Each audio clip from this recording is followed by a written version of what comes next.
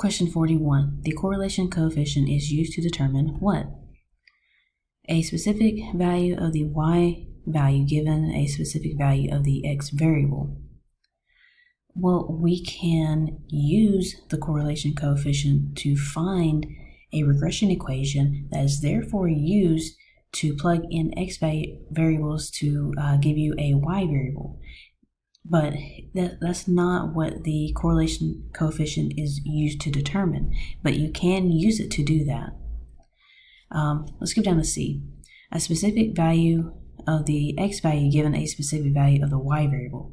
Actually, that's a little bit backwards. We don't usually plug in a y variable to get an x variable. You can, but usually that's not the case. So that one's a little backwards.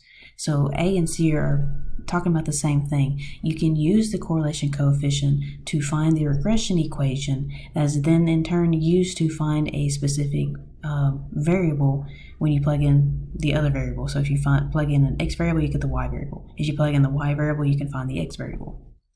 The distance between the actual data value and the estimate data value, the residual. Well, no, that's not what the correlation coefficient is used to determine.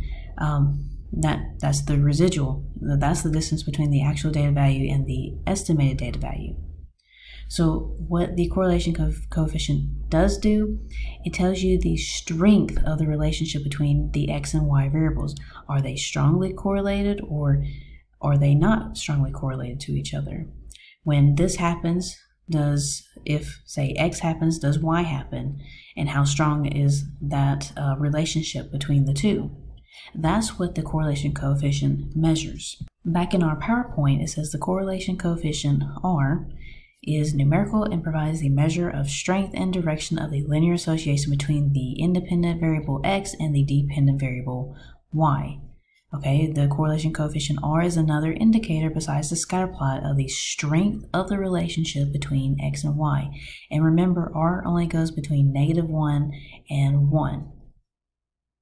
So values of R close to -1 or to 1 means that there is a strong linear relationship between x and y. The further away you get from -1 or 1, that means there's a weaker linear relationship between x and y. And if it's 0, if R is 0, that means that you don't have any type of relationship between the two. Okay, right here. If R is 0, there's absolutely no linear relationship between R and Y or no linear correlation. If R is equal to 1, there's a perfect positive correlation. If R is -1, there is a perfect negative correlation.